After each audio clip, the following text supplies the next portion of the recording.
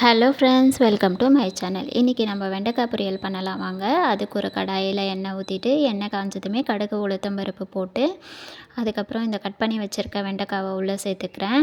உள்ளே சேர்த்துட்டு நல்லா ஃப்ரை பண்ணிக்கிறேன். இதிலேருந்து வழவழப்பு தன்மையாக இருக்கும், அந்த தன்மை போகிற அளவுக்கு நல்லா ஃப்ரை பண்ணிக்கலாம். இப்போ சூடாக ஆக ஒரு மாதிரி ஜெல்லி மாதிரி இருக்குது பாருங்கள். இது நல்லா வத்துற அளவுக்கு நான் நல்லா வதக்கிக்கிறேன். சிம்மில் வச்சே குக் பண்ணலாம். ரொம்ப ஹை ஃப்ளேமில் வச்சோம் அப்படின்னா அடி பிடிச்சிரும். அதனால் சிம்மில் வச்சு நான் குக் பண்ணிக்கிறேன். இப்போது சால்ட் ஆட் பண்ணிக்கிறேன். சால்ட்லேருந்து தண்ணி பிரிஞ்சு வரும்போது மறுபடியும் அந்த வழவழப்பு தன்மையாக இருக்கும். அதையும் நல்லா சேர்த்து வதக்கிட்டு இப்போ தேவையான அளவு உப்பு ஆல்ரெடி போட்டுட்டேன். மஞ்சத்தூள், மிளகாத்தூள் போட்டு நல்லா கலரிக்கிறேன். நல்லா ஃப்ரை பண்ணிவிட்டு இறக்கும்போது உங்களுக்கு தேவைப்பட்டது அப்படின்னா பெப்பர் ஆட் பண்ணிக்கலாம். ஏன்னா இது ரெய்னி சீசன்றதால கோல்ட் ஆகும் வெண்டைக்காய்.